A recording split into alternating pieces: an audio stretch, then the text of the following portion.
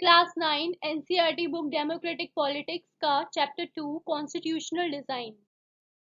Hello class, political science की book का आपका चैप्टर 2 है कॉन्स्टिट्यूशनल डिजाइन। तो इसमें हम कॉन्स्टिट्यूशन के बारे में पढ़ेंगे और हम डेमोक्रेसी के जो कॉन्स्टिट्यूशनल डिजाइन है ना, मतलब संवैधानिक स्वरूप जो है किसी लोकतंत्र का, तो उसके जो कुछ मेन पॉइंट्स है, या यूं कहूँ कि कुछ जो मेन सवाल हैं उनको यहाँ पर हम समझने की इस चैप्टर में कोशिश करेंगे। जैसे कि हमें कॉन्स्टिट्यूशन की जरूरत क्यों है, why do we need a constitution, how are the constitution drawn up, ठीक है, उसको कौन बनाता है और किस तरीके से, मतलब संविधान की जरूरत क्यों होती है, संविधान बनता कैसे है, उसको कौन बनाता है और किस तरीके से बनाता है, ठीक है, मतलब किस तरीके से उसको एक फॉर्म देता है किसी भी डेमोक्रेटिक कंट्री में। ठीक है, कॉन्स्टिट्यूशन को जब डिजाइन देने वाले जो उसके मेन पॉइंट्स होते हैं, क्या की पॉइंट्स हैं, वो कौन कौन से हैं वो जानेंगे। और एक बार अगर हम कॉन्स्टिट्यूशन फॉर एग्जांपल बना देते हैं, ठीक है, तो उसको टाइम के साथ आगे जाकर क्या हम उसमें कुछ चेंजेस कर सकते हैं या नहीं कर सकते हैं, ये सारे सवाल हम इस चैप्टर में जानने की कोशिश करेंगे। और साथ ही साथ बच्चों इस चैप्टर में कॉन्स्टिट्यूशन बनाने का एक एग्जाम्पल आपको दिया गया है, कौन सी कंट्री का, दक्षिण अफ्रीका का, ठीक है, यानी साउथ अफ्रीका का। तो वहाँ क्या हुआ, ठीक है, किस तरीके से साउथ अफ्रीका के लोगों ने किस तरीके से कॉन्स्टिट्यूशन बनाने का जो अपना काम था उनका, वो किस तरीके से उन्होंने पूरा करा, ठीक है, किस तरीके से वहाँ पे कॉन्स्टिट्यूशन बना। तो ये सारी चीजें हम इस चैप्टर में समझेंगे। और साथ ही साथ इंडिया में भी जो कॉन्स्टिट्यूशन बना है उसके क्या मौलिक विचार हैं, ठीक है, क्या की पॉइंट्स है उसके, नागरिक के जीवन पर और सरकार का जो कामकाज है उसके बीच में क्या तालमेल बैठता है इसके जरिए, और किस तरीके से ये वर्क करता है कॉन्स्टिट्यूशन, ये सब हम इसमें जानेंगे। अब सबसे पहले बात आती है कॉन्स्टिट्यूशन की। कॉन्स्टिट्यूशन की डेफिनेशन क्या है? Constitution of a country is the set of written rules that are accepted by all people living together. मतलब जो कॉन्स्टिट्यूशन है वो लिखित यानी रिटन में जो रूल्स लिखे हुए हैं उसकी एक ऐसी किताब है, एक ऐसी बुक है जिसे किसी देश में रहने वाले जो लोग हैं, ठीक है, जहाँ पर कॉन्स्टिट्यूशन बना हुआ है या बनाया गया है, उस कंट्री के सभी लोग एक साथ उसको मानेंगे, ठीक है। और जो कॉन्स्टिट्यूशन है वो एक सुप्रीम लॉ है, मतलब सबसे बड़ा कानून है। और संविधान लोगों के बीच किसको डिटरमाइन करता है? रिलेशनशिप अमंग सिटीजन्स, मतलब लोगों के बीच का जो आपसी रिलेशन है, ठीक है, जो आपसी संबंध है उसको तय करता है। और साथ ही साथ लोगों के और सरकार के बीच का जो संबंध है उसको भी तय करता है, राइट। अब टर्म आती है अपार्थीड की। अपार्थीड होता क्या है? ये एक तरीके से डिफ्रेंशिएट किया गया है कलर, स्किन कलर को लेके, ठीक है, रंग भेद की नीति है ये एक। तो ये जो अपार्थीड है was the name of a system of racial discrimination unique to South Africa, ठीक है, मतलब स्किन कलर को लेकर के जो डिफरेंस किए गए हैं, भेदभाव किया गया है, उस पर बेस एक सिस्टम है, एक व्यवस्था है, ठीक है, जिसको नाम दिया गया है पार्थीड। मतलब लोगों को उनकी स्किन कलर को लेकर के, गोरे और काले, तो उसको टर्म दे दी गई है अपार्थीड की, जो कि ये एक दक्षिण अफ्रीका में चलाई गई थी। और दक्षिण अफ्रीका पर ये व्यवस्था किसने करी थी? यूरोप के लोगों ने, ठीक है, मतलब यूरोप के जो गोरे लोग थे उन्होंने दक्षिण अफ्रीका के जो काले लोग थे उनके ऊपर ये जो टर्म थी वो थोप दी थी उनके ऊपर, ठीक है। और ये कब था? 17 टू 18th सेंचुरी के बीच का, ठीक है, टाइम। Struggle against apartheid. अब रंग भेद के अगेंस्ट जो स्ट्रगल था, जो संघर्ष था, उसके बारे में हम यहाँ पढ़ेंगे। जैसे कि हमने पहले आपको अभी बताया कि 17 टू 18 सेंचुरी के दौरान ये सब किया गया था। तो 17 से 18वीं सदी में जो कंपनीज ट्रेड करने आई यूरोप की, ठीक है, कहाँ पर उन्होंने दक्षिण अफ्रीका यानी साउथ अफ्रीका को भी उसी तरीके से जोर जबरदस्ती से गुलाम बनाया जैसे कि भारत को बनाया था, इंडिया को। ठीक है, पर इंडिया मतलब इंडिया के बजाय काफी बड़ी संख्या में जो गोरे लोग थे वो साउथ अफ्रीका में बस गए थे, और उन्होंने जो शासन था, मतलब जो कि कानून था, स्थानीय शासन था, उसको अपने हाथों में उन्होंने ले लिया था। ठीक है, मतलब south Africa and became the local rulers बन गए थे वो लोग वहां पे। तो इस तरीके से जो रंग भेद की जो राजनीति थी, लोगों को उसकी चमड़ी के, मतलब उनके स्किन का जो कलर था उसके बेसिस पे उन्होंने डिवाइड कर दिया था। The system of apartheid divided the people and labelled them on the basis of their skin colour, मतलब उनके स्किन कलर के बेसिस पे उनको लेबल दे दिया गया था। ठीक है, तो उनका मतलब आबादी में, मतलब जो पॉपुलेशन थी उसमें उनका हिस्सा कितना था, 3/4 था। The native people of South Africa, जो नेटिव पीपल था साउथ अफ्रीका का, they are black in colour, they made up about 3/4 of the population and were called blacks. मतलब जो पॉपुलेशन थी काले लोगों की, ठीक है, उनकी एक मतलब अलग ही एक वो बना दी थी, जो कि थी मतलब उनका जो हिस्सा था वो 3/4 है, और उन्हें क्या कहा जाता था, ब्लैक्स यानी अश्वेत। तो जो गोरे लोग थे और जो काले थे यानी श्वेत और अश्वेतों के अलावा एक नस्ल थी मिश्रित। ठीक है, यानी मिक्स्ड रेसेस थी, जिनको who were called coloured and people who migrated from India. अब जो लोग मिक्स थे, ठीक है, और जिन्हें मतलब रंगीन चमड़ी वाला कहा जाता था, और भारत से गए लोग भी थे वो।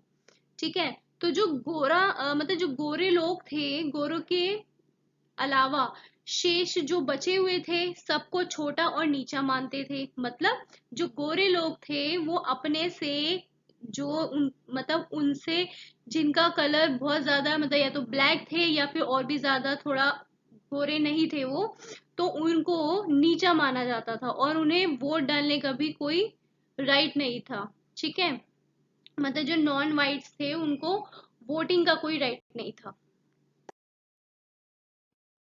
The apartheid system was particularly oppressive for the blacks. अब जो ये जो टर्म थी अपार्थाइड सिस्टम, उसके दौरान जो अश्वेत लोग थे, है ना, जो ब्लैक्स थे, उनके ऊपर बहुत ज्यादा शोषण किया जा रहा था। मतलब उनको बहुत ज्यादा डिफिकल्टीज हो रही थी सरवाइव करने में। उन्हें गोरों की बस्ती में एक तो रहने की इजाजत नहीं थी, ठीक है, परमिट होने पर भी वहां जाकर काम कर सकते थे। मतलब अगर उनके पास कोई परमिट है तो ही वो, मतलब जहाँ गोरे लोग हैं उस जगह जाकर के वो काम कर सकते हैं। अब जैसे रेल गाड़ी, बस, टैक्सी, ठीक है, होटल, हॉस्पिटल, स्कूल, कॉलेज, ठीक है, cinema hall, libraries, theatre, beaches, swimming pools, public toilet, ये सारे क्या थे, मतलब इनको अलग कर दिया गया था। मतलब गोरे लोगों के लिए अलग और काले लोगों के लिए अलग। तो इस ये जो भेदभाव था और ये जो लोग डिवाइड कर दिए गए थे, इसको कहा जाता था सेग्रीगेशन। ठीक है, मतलब इसे ही अलग अलग करने का, मतलब ये जो इंतजाम था इसको कहा जाता था सेग्रीगेशन। काले जो लोग थे उनको गोरों के लिए एक आरक्षित जो जगह थी, तो क्या उनके गिरजाघर में भी नहीं जा सकते थे, अब ये सवाल उठता है। ठीक है, they could not even visit the churches. अब जो काले लोग थे, जो ब्लैक्स थे, वो वाइट लोगों के साथ, या यूं कहें कि उनके वाइट लोगों की तरह चर्चेस में जाने की भी उनको अनुमति नहीं थी, उनको अधिकार नहीं था। Formation of African national Congress. अब यहाँ पर बात आती है कि फॉर्म कैसे हुई अफ्रीकन नेशनल कांग्रेस। अब जब लोगों के ऊपर, साउथ अफ्रीका के लोगों के ऊपर रंग भेद को लेकर के जिस तरीके से व्यवहार किया जा रहा था, उनको डिवाइड कर दिया गया था, है ना, अलग अलग बांट दिया गया था लोगों को, तो इसके अगेंस्ट उन्होंने अपनी आवाज उठाने की सोची। ठीक है, तो सिंस 1950 1950 से ही blacks, coloured and Indians fought. अब इन लोगों ने क्या करना शुरू करा, लड़ाई लड़नी शुरू करी अपार्टहेड सिस्टम के against. They launched protest marches and strikes. अब उन्होंने जो आंदोलन थे, प्रोटेस्ट थे, मार्चेस थे, स्ट्राइक्स थी, इनको करना शुरू कर दिया, मतलब विरोध प्रदर्शन उन्होंने करना शुरू कर दिया। फिर इनकी एक ग्रुप बना करके इन्होंने एक ऑर्गेनाइजेशन बनाई जो लीड करती थी इस मतलब इस अपार्थाइड सिस्टम के अगेंस्ट। वो थी the African national Congress, ANC। ठीक है, जो इस ग्रुप को लीड कर रही थी और इस स्ट्रगल के अगेंस्ट जो पॉलिसीज थी, है ना, मतलब जो अलग कर दिया गया था लोगों को, उसके खिलाफ एक आवाज उठाने वाली एक फॉर्म बना दी गई थी, द अफ्रीकन नेशनल कांग्रेस। ठीक है, अब इसमें कौन कौन थे, अब इसमें काले लोग तो थे, है ना, लेकिन साथ ही साथ एंड द कम्युनिस्ट पार्टी भी थी। Many sensitive whites also join the ANC। मतलब कि कुछ ऐसे, एक तो इसमें इस संगठन में अफ्रीकी नेशनल कांग्रेस के साथ साथ एकजुट होकर उन्होंने आवाज उठाई अपनी, और इनमें मजदूर संगठन था, एक तो कम्युनिस्ट पार्टी थी, साथ ही साथ कुछ ऐसे समझदार गोरे लोग भी थे, मतलब जो जिनका मानना ये था, जिनकी सोच ऐसी थी कि हाँ भाई, लड़ाई झगड़े से, मार कटाई करने से, मतलब सिर्फ एक कलर, स्किन कलर के डिफरेंस को लेकर के ये सब चीज नहीं करनी चाहिए। तो कुछ ऐसे गोरे लोग भी इस संगठन में शामिल थे। ठीक है, उन्होंने भी अपनी आवाज उठाई थी इसके अगेंस्ट, अपार्टहेड सिस्टम की। और बहुत सी कंट्रियां, मतलब बहुत सी कंट्रीज भी ऐसी थी जिन्होंने अपार्टहेड सिस्टम के मतलब अगेंस्ट थी वो, और उन्होंने इसके खिलाफ अपनी आवाज भी उठाई थी। लेकिन जो गोरी सरकार थी, वाइट रेसिस्ट गवर्नमेंट जो थी, मतलब गोरे लोगों की जो सरकार थी, उन्होंने ये जो प्रदर्शन कर रहे थे लोग, इसके ऊपर ध्यान न देते हुए उन्होंने जो ब्लैक लोग थे और जो कलर्ड पीपल थे, है ना, उनके अगेंस्ट वो अपना काम करती रही, मतलब उनको मारती रही, बहुत से लोग मारे गए और अपना शोषण उन्होंने जारी रखा। Democratic constitution in south Africa. अब यहाँ पर हमें बताया गया है नेल्सन मंडेला। जैसे कि बच्चों आपको पता होगा कि जो नेल्सन मंडेला है वो भी ब्लैक उसमें ही थे, है ना, और श्वेतों में ही आते थे। तो उन्होंने यहाँ पर लिखा है कि I have fought against white domination and I have fought against black domination. मैंने, वो कहना चाह रहे हैं यहाँ पे कि मैंने गोरों की जो व्यवस्था थी, मतलब जिस तरीके का व्यवहार वो लोग कर रहे थे, उसके खिलाफ मैंने संघर्ष किया है, लड़ाई लड़ी है, मैंने अश्वेतों के लिए विरोध किया है। मैं एक ऐसे डेमोक्रेटिक डेमोक्रेटिक और एक फ्रीडम यानी स्वतंत्र समाज की मतलब एक कामना करता हूँ, जिसमें सभी लोग मेल जोल के साथ रहें और सबको एक जैसे यानी समान इक्वल राइट्स मिले, इक्वल अपॉर्चुनिटीज मिले, समान अधिकार। ठीक है, मैं इसी आदर्श के लिए, इसी आइडियल के लिए जीना चाहता हूँ और इसे पाना चाहता हूँ। अगर जरूरत पड़ी तो मैं मतलब अपने उस लक्ष्य के लिए, अपने उस एम के लिए जो वो चाहते थे, वो कहते हैं कि मैं अपनी जान भी देने को तैयार हूँ। ठीक है, अब जो नेल्सन मंडेला है, वो Nelson Mandela being tried for treason by the white south African government. जो साउथ अफ्रीका की गोरी सरकार थी, उन्होंने क्या करा था कि देशद्रोह का मुकदमा चला दिया था नेल्सन मंडेला पे। He and seven other leader were sentenced to life imprisonment in 1964। अब उन्हें और साथ, ठीक है, मतलब 7 और नेता थे जो कि 1964 में देश के रंगभेद से चलने वाली जो शासन व्यवस्था थी उसका विरोध करने के लिए उनको, मतलब उन्होंने मतलब गोरों के अगेंस्ट, गोरों की सरकार के अगेंस्ट जो भी विरोध किया था, उस चीज के लिए उन्होंने उनको मतलब पूरी लाइफ टाइम के लिए जेल में डाल दिया था। He spent the next 28 years in South Africa's most dreaded prison, Robben Island, और उनको डालने के बाद 28 साल तक उन्हें साउथ अफ्रीका की सबसे खतरनाक जेल में, यानी जो कि रोबेन द्वीप में थी, उसमें उनको कैद करके रखा गया था। टुवर्ड्स अ न्यू कॉन्स्टिट्यूशन, अब आता है एक नए संविधान की ओर। ये जो अपार्थाइड के अगेंस्ट जो भी विरोध चल रहा था, है ना, और जो भी संघर्ष चल रहा था, उन सबको देखकर जो गोरों की सरकार थी, उनको ऐसा लगा कि अब जोर जबरदस्ती से वो काले लोगों पर, मतलब जो अश्वेत थे, है ना, जो ब्लैक्स थे, उन पर वो अपना जो पावर, अपनी जो पावर है उसको कायम नहीं रख पाएंगी। ठीक है, मतलब अब वो अपना राज नहीं चला सकती उन पर।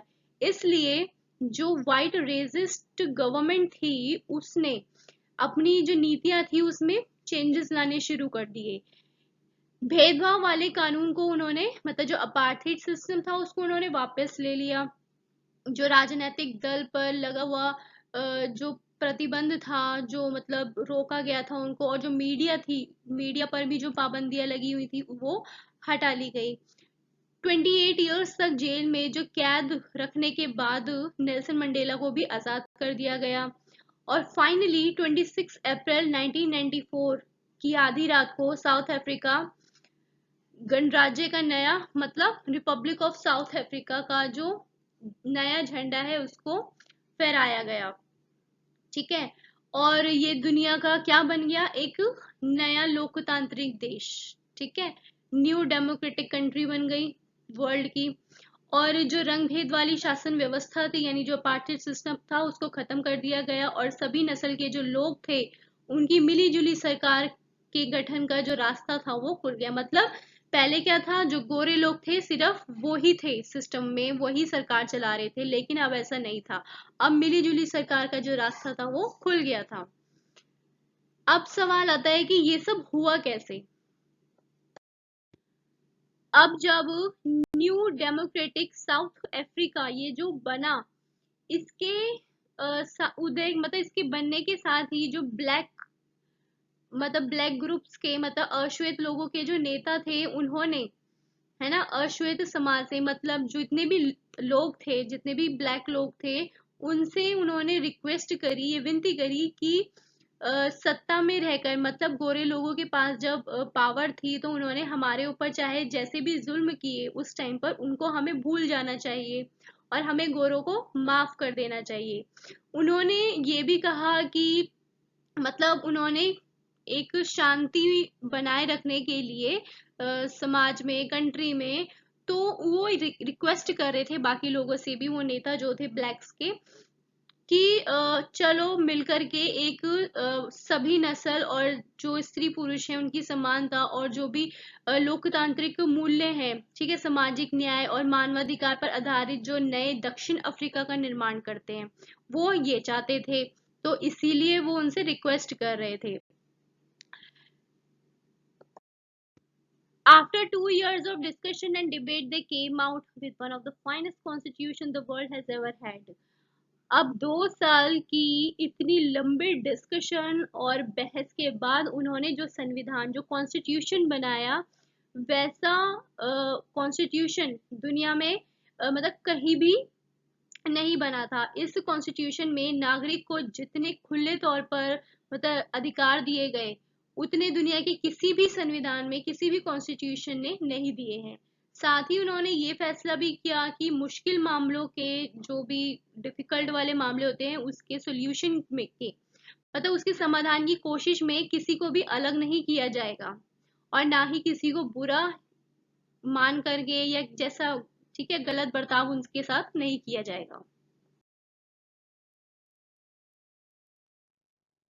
साथ ही उन्होंने इस बात की भी सहमति बनाई कि पहले जिसने चाहे जो कुछ भी किया हो, चाहे जैसा भी बर्ताव किया हो, जैसा भी जिसका व्यवहार रहा हो, लेकिन अब से हर प्रॉब्लम का सलूशन में, ठीक है, हर समस्या के समाधान में सबकी बराबरी से भागीदारी होगी, मतलब सभी अपनी राय रख सकते हैं उसमें।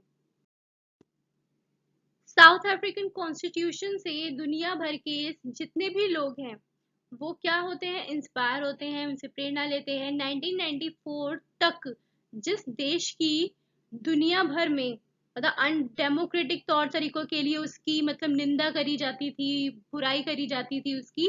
आज उसी को ही लोकतंत्र के मॉडल, है ना, डेमोक्रेसी के मॉडल के रूप में सभी लोग देखते हैं। ठीक है, साथ ही मतलब ये जो काम है, ये जो पॉसिबल हुआ है, वो किस वजह से हुआ है कि जो दक्षिण अफ्रीका के जो लोग थे उनके साथ रहने की वजह से, साथ काम करने का जो उनका फैसला था उस वजह से, और जो पुराने कड़वे उनके जो भी एक्सपीरियंसेस थे, है ना, जो भी अनुभव थे पिछले, उनको भुला करके आगे फ्यूचर में आने वाले जो टाइम था उसको बनाने में एक सबक के रूप में उन्होंने समझदारी दिखाई, जिसकी वजह से ये पॉसिबल हो पाया।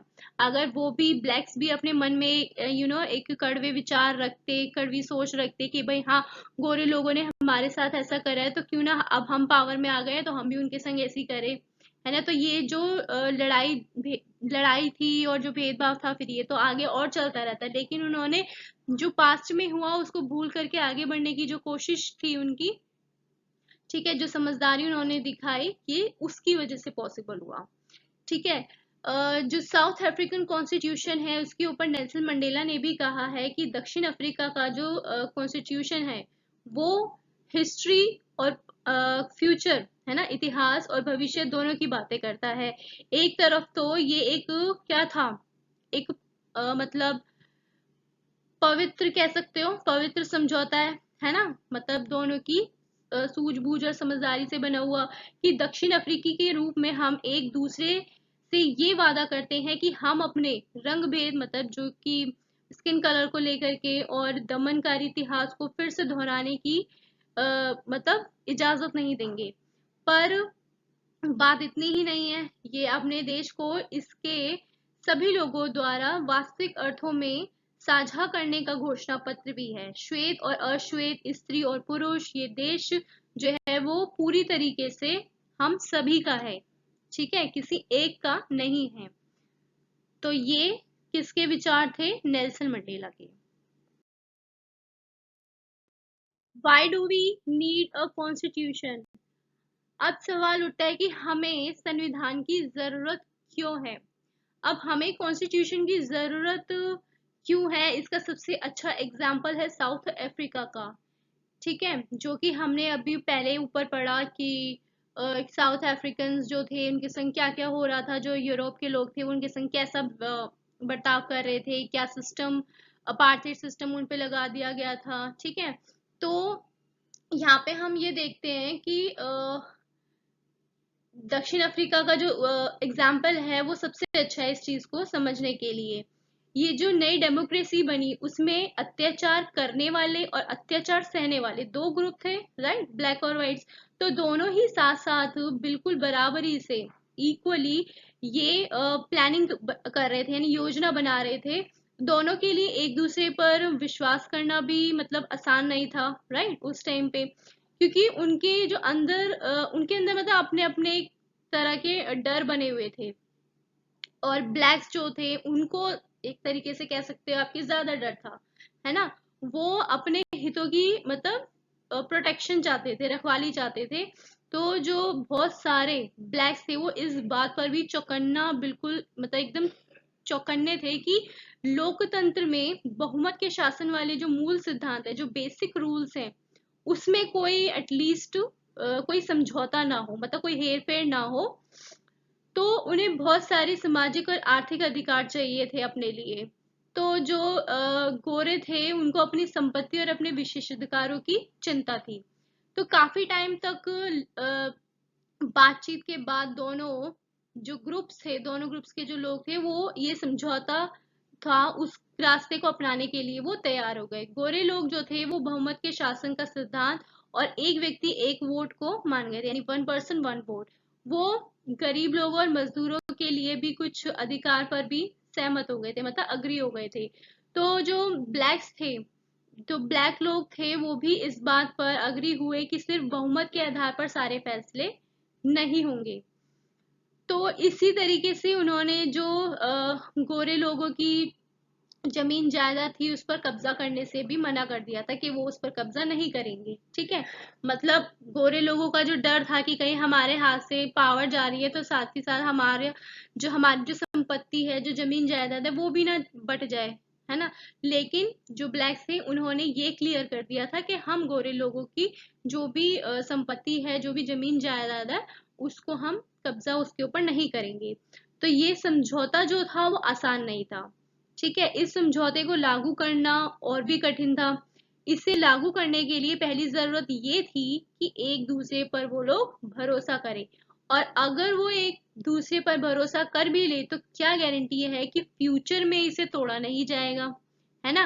क्योंकि कई बार ऐसा होता है ना कि हाँ भाई, सामने सामने बैठे हुए हैं तो एक चीज पर अग्री कर लिया, लेकिन आगे फ्यूचर में जाकर के वो लोग कुछ और करने लग जाए, ऑपोजिशन पार्टी, है ना। तो इसलिए उन्होंने एक सोल्यूशन निकाला कि लिखित पढ़त में इस चीज को, मतलब इसका एक रूल बना दिया जाए रिटन में, ताकि कोई इसके मतलब लिखने के बाद अगर आगे जाके कभी उसका मन ऐसा भी आता है तो उसको वो जो लिखित रूल है, जो बनाया गया नियम है, उसको वो दिखाया जाए ताकि वो उसे इनकार ना कर सके, पीछे ना हटे उससे।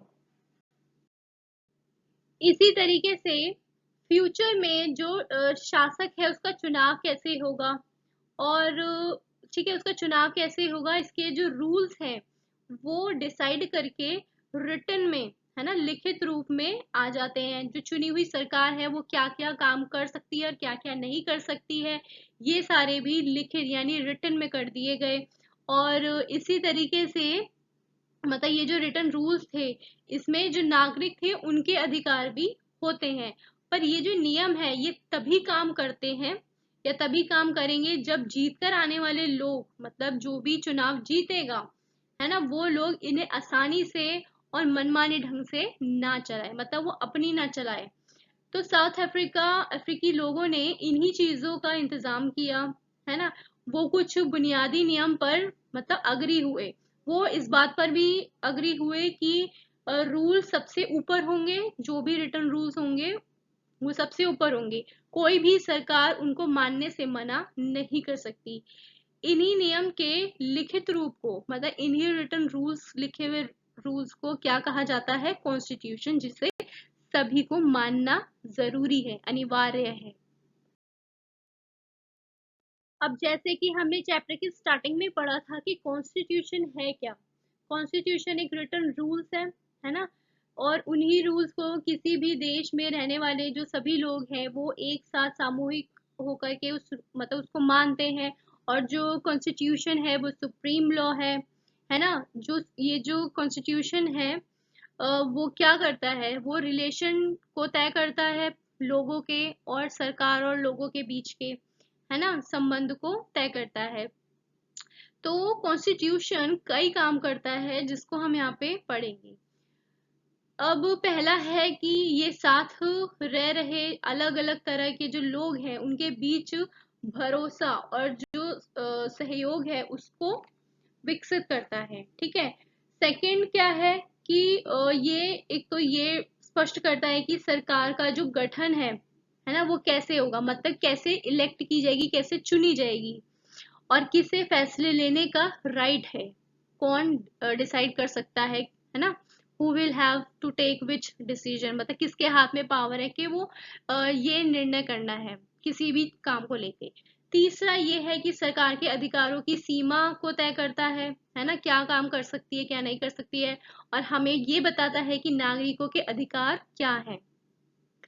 चौथा आता है कि ये अच्छे समाज के गठन के लिए लोगों की जो एक आकांक्षा है, जो उम्मीद है, जो एस्पिरेशन है, उसको दर्शाता है। ठीक है। अब जिन देशों में संविधान है वो सभी डेमोक्रेटिक है ये जरूरी नहीं है, राइट। क्योंकि वो क्या होता है कि जिसके पास पावर है, अब वो अपने रूल्स को जो भी नियम है उसको सही से कर रहा है नहीं कर रहा है ये जरूरी तो नहीं है ना, है ना। लेकिन जिन देशों में लोकतांत्रिक शासन है वहां संविधान का होना, कॉन्स्टिट्यूशन का होना जरूरी है। अब जिस तरीके से ब्रिटेन के खिलाफ जाकर के जब अमेरिका को लड़ाई में आज़ादी मिली थी, तो उन लोगों ने क्या किया था, कॉन्स्टिट्यूशन बनाया था। ठीक है, इसी तरीके से फ्रांसीसी क्रांति के बाद जो फ्रांसीसी लोग थे उन्होंने भी लोकतांत्रिक संविधान को बनाया था। ठीक है, इसके बाद ये जो प्रोसेस था कि हर डेमोक्रेटिक कंट्री में एक रिटन कॉन्स्टिट्यूशन बनाया जाए, ये जो चलन था वो उस टाइम पे मतलब सभी कंट्रीज में लागू हो गया था। Making of the Indian constitution. अब भारत का संविधान जब बना उसके ऊपर बात करेंगे। साउथ अफ्रीका की तरह इंडिया का जो कॉन्स्टिट्यूशन था वो भी कई सारी डिफिकल्टीज के बीच बना था। अब भारत की जो पॉपुलेशन थी वो बहुत ज्यादा थी, है ना। तो ऐसी बहुत ज्यादा पॉपुलेशन वाली कंट्री में कॉन्स्टिट्यूशन बनना कोई आसान बात तो थी नहीं, है ना। तो इंडिया के जो लोग थे उस टाइम पर गुलाम थे, तो गुलाम की हैसियत से निकलकर वो सबसे पहले तो क्या बनने जा रहे थे, सिटीजन बनने जा रहे थे, नागरिक। राइट। देश जो था उसने मतलब धर्म के आधार पर जो बंटवारा हो गया था उसकी अ, काफी मतलब डिफिकल्टीज उन्होंने झेली। तो भारत और जो पाकिस्तान था उसके लोगों के लिए जो ये बंटवारा हुआ था इंडिया और पाकिस्तान का, तो उसमें काफी मात्रा में बर्बादी हो गई थी लोगों की, तो इस एक्सपीरियंस से वो लोग गुजरे थे। ठीक है, मतलब ये जो डिवीजन हुआ, जो ये अलग हो गई थी दो कंट्रीज, है ना, इससे जुड़ी हुई जो हिंसा थी उसमें सीमा के दोनों तरफ कम से कम 10 लाख लोग मारे जा चुके थे। एक बड़ी समस्या और भी थी, वो ये कि अंग्रेजों ने जो देसी रियासत थी उसके शासकों को ये आजादी दे दी थी कि वो भारत और पाकिस्तान जिसमें भी मतलब उनकी मर्जी हो वो अपनी रियासत को मतलब बना सकते हैं, या मतलब स्वतंत्र फ्रीडम है उनको। इन रियासतों का जो विलय था वो काफी मतलब मुश्किल था और डिफिकल्टी से भरा काम था। तो ये जो संविधान था वो लिखा जा रहा था तब। ठीक है, तब देश का जो फ्यूचर है वो इतना ज्यादा मतलब चैन से भरा हुआ नहीं था जितना कि आज के टाइम में है। अब जो लोग कॉन्स्टिट्यूशन को बना रहे थे, है ना, इंडिया के, तो उनको प्रेजेंट के साथ साथ मतलब जो जो माहौल जैसा चल रहा था उस टाइम पे उसकी तो चिंता थी ही उनको, लेकिन साथ ही साथ उनको फ्यूचर की भी चिंता लगी हुई थी। The path to the constitution. अब जब कॉन्स्टिट्यूशन बना तो वो किस तरीके से बना, यहाँ पे वो बताया गया है कि जो मेजर एडवांटेजेस थे मेकर्स के लिए, मतलब जो कॉन्स्टिट्यूशन को बना रहे थे इंडिया के कॉन्स्टिट्यूशन को, उनके लिए एक प्लस पॉइंट ये था कि जो लोकतांत्रिक भारत है, डेमोक्रेटिक इंडिया है, वो कैसा दिखना चाहिए। तो ये जो मतलब एक तरीके से जो डिसीजन था, मतलब जो उन्होंने अपने माइंड में पहले ही सोच लिया था सहमति से, ये कब था, फ्रीडम स्ट्रगल के दौरान उन्होंने इस चीज को मतलब डिसाइड कर लिया था कि जो कॉन्स्टिट्यूशन होगा इंडिया का उसका मॉडल कैसा होना चाहिए। ठीक है, 1928 में मोतीलाल जो नेहरू हैं और 8 दूसरे कांग्रेस लीडर्स हैं, उन्होंने भारत के लिए एक संविधान का मतलब मॉडल मतलब एक स्ट्रक्चर, एक डिजाइन तैयार किया था। और 1931 में भारत मतलब भारतीय राष्ट्रीय कांग्रेस के जो कराची सत्र में जो प्रस्ताव में इस बात पर चर्चा की गई थी कि जो स्वतंत्र भारत है उसका संविधान कैसा दिखना चाहिए। मतलब कराची का एक सेशन हुआ था, ठीक है, of the Indian national Congress on how किस, और वहां पर मतलब इस टॉपिक पर ये बात की गई थी कि जो लुक होगा कॉन्स्टिट्यूशन का मतलब कैसा दिखना चाहिए। ठीक है, both of these document included features such as universal adult franchise, the right to freedom, equality and protect the right of minorities in the constitution of independent India। अब ये जो दस्तावेज थे उसमें एक तो स्वतंत्र भारत के संविधान में अडल्ट यूनिवर्सल अडल्ट फ्रेंचाइज यानी कि सार्वभौम वयस्क मताधिकार, स्वतंत्रता और समानता, है ना, फ्रीडम और इक्वालिटी का जो राइट है, और जो अल्पसंख्यक हैं उनके अधिकारों की रक्षा जैसे मेन पॉइंट्स को उन्होंने शामिल किया। संविधान पर विचार विमर्श करने के लिए संविधान सभा की क्या बिठाई गई, बैठक। ठीक है, उस बैठक से बहुत पहले ही इन बुनियादी जो मूल्य है, मतलब जो बेसिक रूल्स है, उनको सभी जो नेता थे उन्होंने एक्सेप्ट कर लिया था। इसीलिए भारतीय संविधान ने भारत सरकार अधिनियम 1935 जैसे औपनिवेशिक कानूनों से कई मतलब जो संस्थागत विवरण थे और जो प्रोसेस था, जो प्रक्रिया थी, उसको उन्होंने अपना लिया था।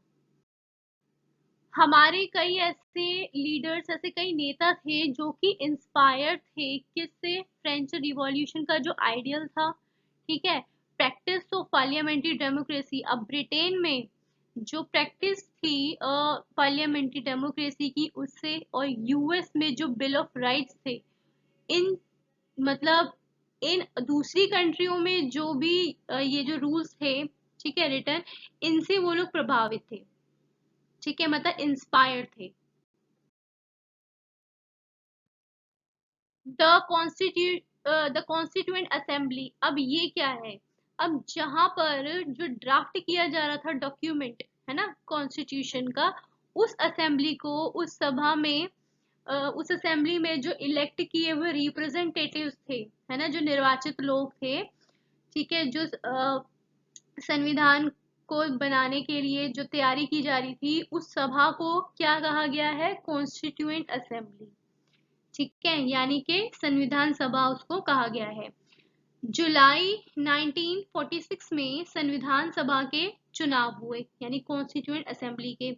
इसकी पहली बैठक कब हुई, दिसंबर 1946 में।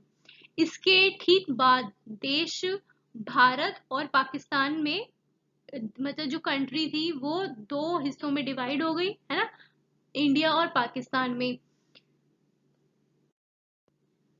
अब जब कंट्रीज डिवाइड हुई तो उसी तरीके से जो कॉन्स्टिट्यूएंट असेंबली थी वो भी इंडिया की अलग और पाकिस्तान की अलग, ठीक है, दो अलग अलग रूपों में उसको डिवाइड कर दिया गया। तो जो भारतीय संविधान है उसमें लिखने वाली जो संविधान सभा है उसमें 299 मेंबर्स थे। विधानसभा ने 26 नवंबर 1949 को संविधान को अपनाया था, लेकिन ये मतलब इफेक्ट में, है ना, यानी कि लागू कब किया गया, 26 जनवरी 1950 को।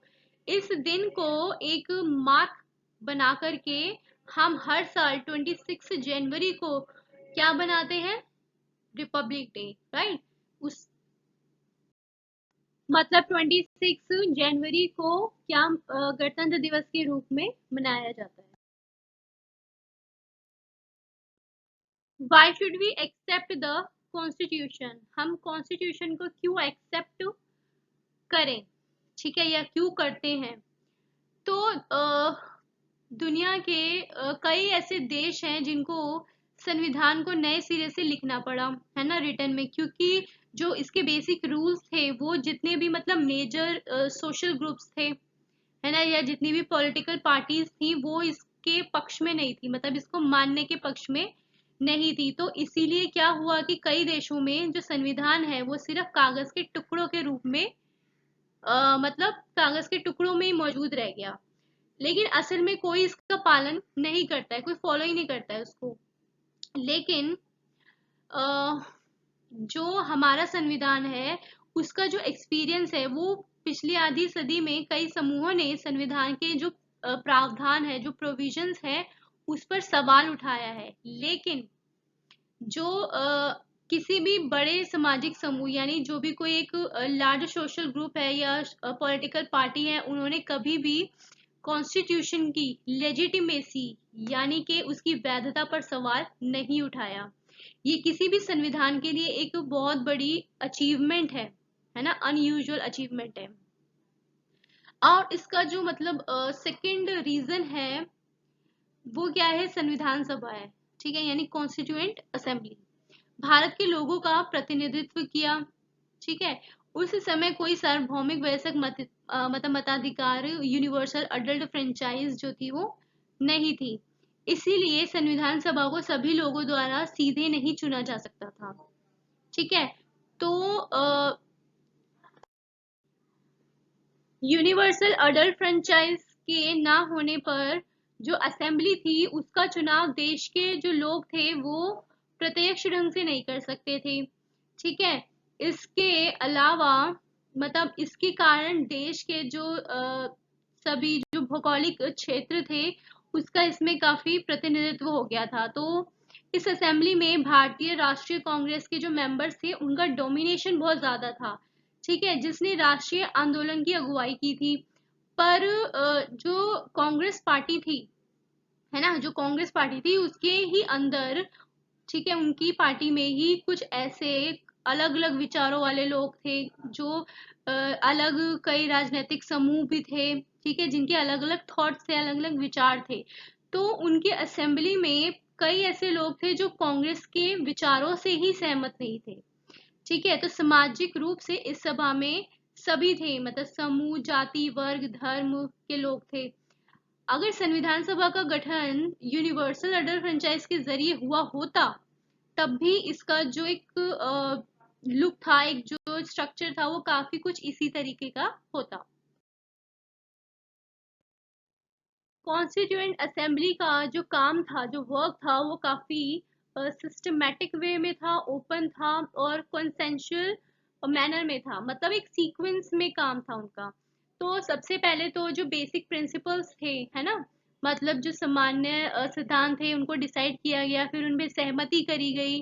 फिर उसके बाद जो थी ड्राफ्ट कमेटी को जो लीड कर रहे थे वो कौन थे? Doctor B R Ambedkar. उन्होंने क्या बनाया? ड्राफ्ट कॉन्स्टिट्यूशन बनाया कई डिस्कशंस करने के लिए। फिर उसके बाद उसके कई सारे राउंड्स हुए, डिस्कशंस हुई, है ना, उस ड्राफ्ट कॉन्स्टिट्यूशन को लेकर।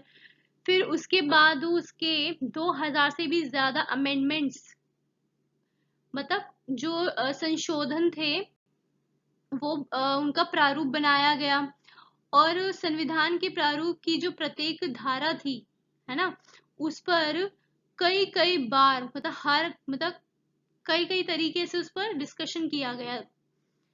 फिर उसके बाद 3 वर्षों में कुल 114 दिनों की काफी सारी डिस्कशन के बाद जो डिस्कशन हुआ उसमें सभा में पेश हर जो प्रस्ताव था, जो भी वो शब्द वहां कही गई और हर बात को रिकॉर्ड किया गया। तो सबने मतलब अपने अपने जो विचार थे वो उसके ऊपर व्यक्त करे, उन सब को रिकॉर्ड करके लिखा गया। ठीक है। और उनको संभाला गया। फिर इन्हीं को ही कॉन्स्टिट्यूएंट असेंबली डिबेट्स नाम से 12 मोटे मोटे खंडों में उनको मतलब प्रकाशित कर दिया गया। ठीक है।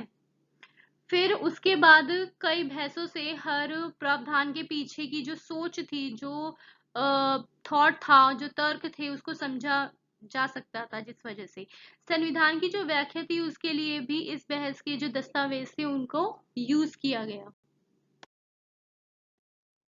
अब आता है guiding values of the Indian constitution. भारतीय संविधान के जो बुनियादी मूल्य हैं उनके ऊपर हम बात करेंगे।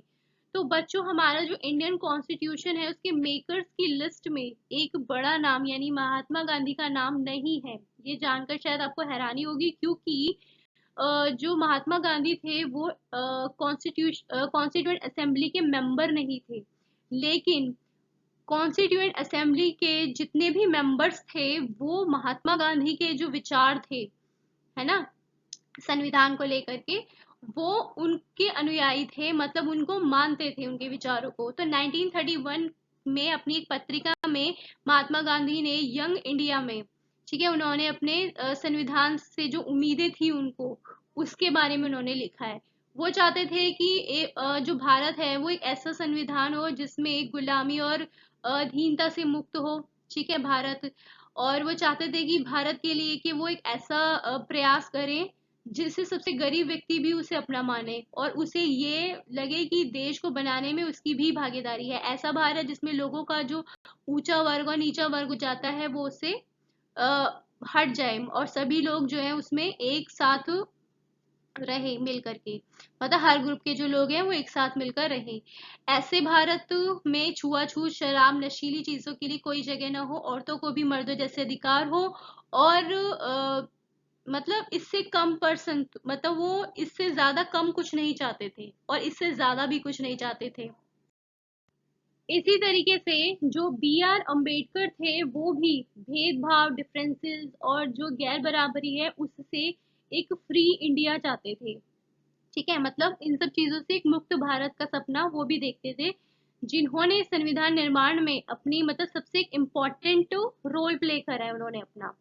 असमानता कैसे दूर की जा सकती है, इस बारे में उनके विचार दूसरों से अलग थे। उन्होंने गांधी जी और उनके जरिए की मतलब कटु मतलब आलोचना करी है।